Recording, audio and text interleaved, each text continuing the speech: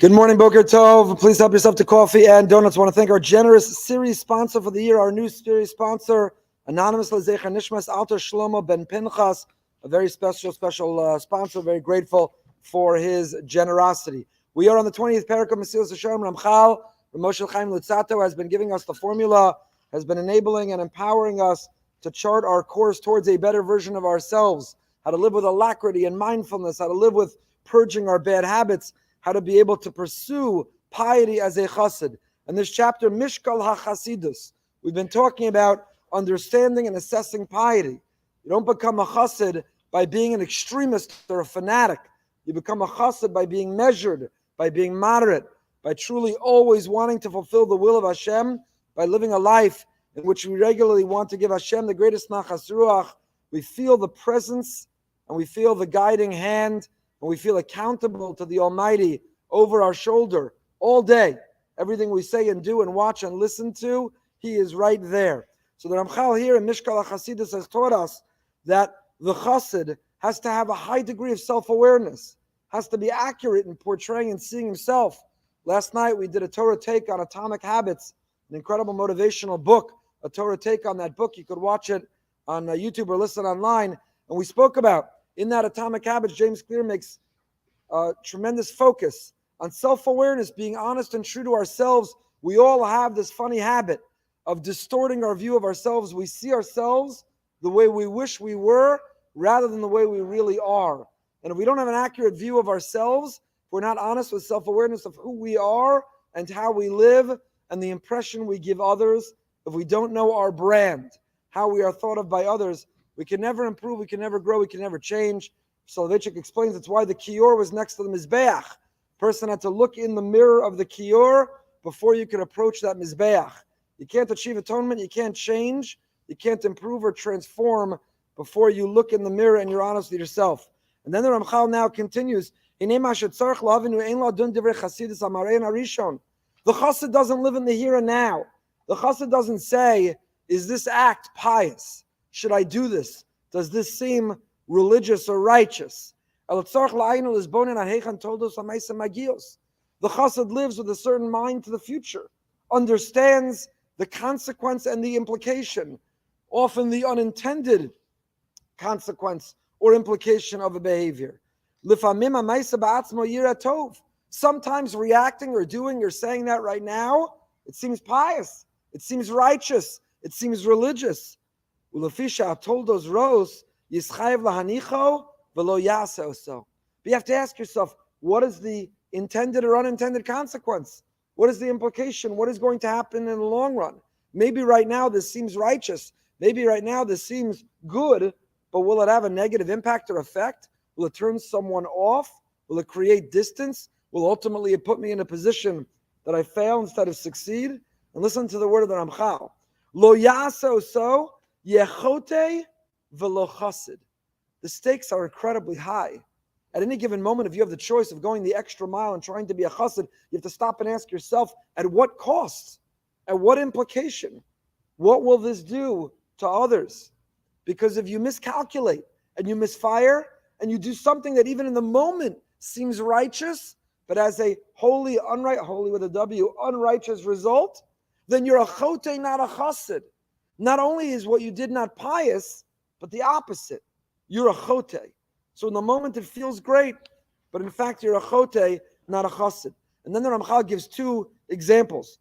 The story of Gdalya ben Axikam, some Gdalya, Rov Chasiduso shel Ladon is Yishma'ael Khova, because he displayed what he thought was a great chasidus, it ultimately ended up with a horrifically negative consequence. And the second, of course, the story of Kamsa and Bar Kamsa, because Savar Rabbanan Lekaruve, the Rabbanan had a certain reaction, they wanted to show a certain chasidus, and it led to the destruction of Yerushalayim. It led to the destruction of the Beis HaMikdash and the Jewish people. Harei Lacha, because of these two examples, the Ramchal concludes, Ein Ladon b'chasidus ha'maisa ba'asher hu sham levad. Don't say right now, does this seem righteous or religious or pious? Ach tzarich lifnos ko v'cho l'chol hatztadim sheyachol seichel ha'adam liros. You have to analyze it and dissect it.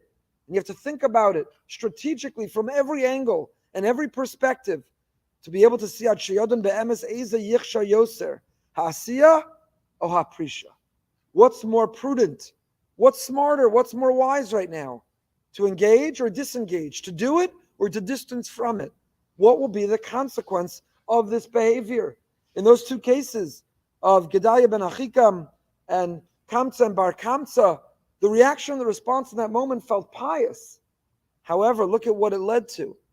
It turns out, not only was it not pious, not only are you not a chassid, you're a chote. Chazal tell us a chacham is someone who's roa es hanolad. We don't just live in the here and now. We don't act impulsively and impetuously. We don't do what may religiously feel good in the moment. We have to look and see what will be the result, what will be the consequence. There are countless examples that we can give of how you apply this in real life. Gdolei Israel have talked about people, children. How much do you push them to daven? Teenage boy doesn't want to get out of bed, doesn't want to make the minyan on time. Do you fight? Do you push? Do you harass? Do you punish? Do you lecture? I would have thought, yes, it's our responsibility. What if they don't want to brush their teeth or shower either? What if they don't want to go to school? There are certain non-negotiables in life. Certain non-negotiables. The great Rav Sheshiva, Rav Gershon, a couple of years ago, a video came out and went viral where he talked about chas v'shalom, how dare you turn that child off to davening for a lifetime. Inspire, encourage, model, make them want to come, wake them up gently, invite them. But a person has to be incredibly thoughtful, because what it feels like a chassid in that moment, to be able to lecture, it's pious. I'm going to teach my child, punish my child, condition my child, hold them accountable, set them straight. It feels pious in the moment. But you're a chote. If you drive them away, if you give a negative association, so a person has to be incredibly careful, which is why Rav Dan Segel in his commentary on Mesillas Yesharim, the Mashgiach says, this behavior that the Ramchal is endorsing is not only true for the chassid, it's true for every action we do. A person has to be present and thoughtful and mindful and analytical, not overly so that you're frozen and can't live life, can't be debilitated in life, but a person has to be thoughtful in all that we do. Why particularly? We wait till the 20th parak. Look how far we are in the book. Baruch Hashem, towards the end. Now is when he talks about we need to do this. You need to do this for everyone and everything. So he explains the chassid is particularly vulnerable to fall prey and make this mistake and be a chote, not a chassid. Why?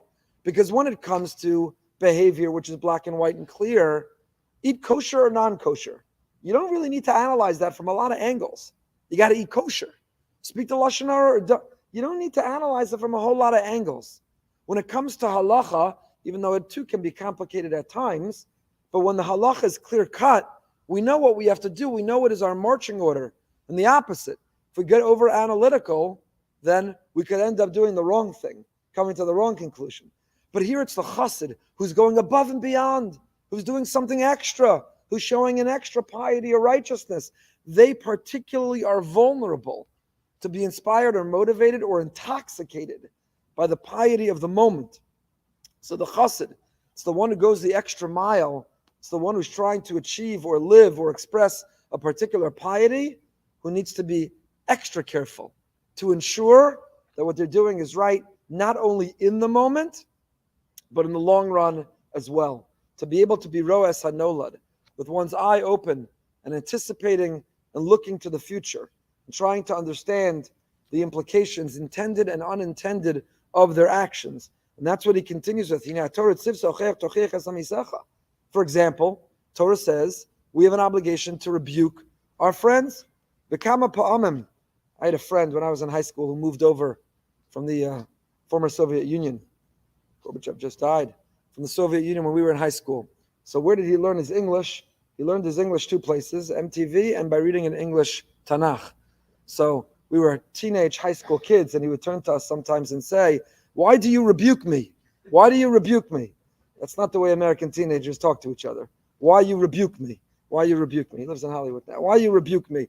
Every time I hear the word hocheach tocheach, I think of my dear friend Lev. Why you rebuke me?